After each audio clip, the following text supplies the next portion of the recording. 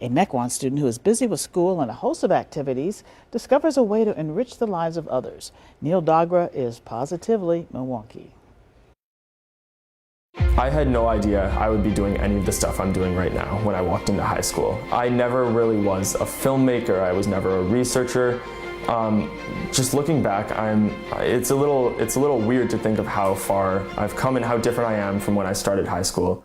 Neil seems like his mind is always churning on ways that he can in some way assist to improve others' lives. He's just a really solid kid. As Mahatma Gandhi said, in a gentle way, people can shake the world. And that's who he is. He does it in a gentle way. I'll be completely transparent. I was not always a huge fan of community service, and so when I was younger, I saw volunteering as essentially working hard, not really gaining anything from it. Summer before my freshman year, I started volunteering at Crescent Learning Center, which is this nonprofit that provides care to children of refugees. Immediately, I redacted my stance on volunteering.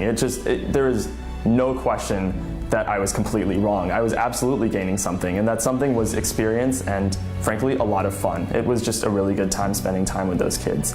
One of the most important takeaways, though, was I was exposed to the Milwaukee that lies beyond my suburban home. So I started making a documentary called Crescent of Hope, in which I explored Milwaukee's role in the refugee crisis, as well as Crescent Learning Center and what they've done. My grandparents were actually refugees in India, and I felt compelled to give back because of that. This was really where I started loving community service and where I started to understand that really beneficial service is mutually rewarding. I began to essentially open my eyes to what Milwaukee is truly like.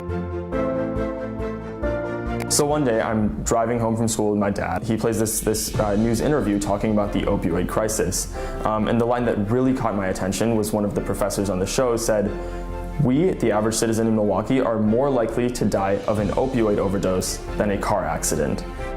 We as citizens, and especially as children, we really don't understand how commonplace these terrible, terrible drugs are. Heroin is nearly chemically identical to legal opioids, and the implication of that is simply horrible. And from there, my immediate goal was how can we prevent more deaths? So I started the Opioid Epidemic Awareness Campaign. The idea is if we all know what's going on, if we all understand the danger of opioid addiction, we can make a positive change through prevention. Throughout the following year, I went into middle and high schools in Milwaukee and presented on pretty much the entirety of the opioid epidemic. What can we, as kids in Milwaukee, do to make a change? We now have our next speaker, Neil Dogra. Neil, I'll turn it over to you. This opioid crisis has really shaped so much of what I want to do with my life. I've talked to politicians, community doctors, I've talked to researchers. A lot of people want to see a change. I just hope that we can transfer that momentum to the common citizen and make sure that everybody in Milwaukee wants to see that change. I think you'll make a big difference, and I think Commissioner Kowalik is probably going to ask for your resume later.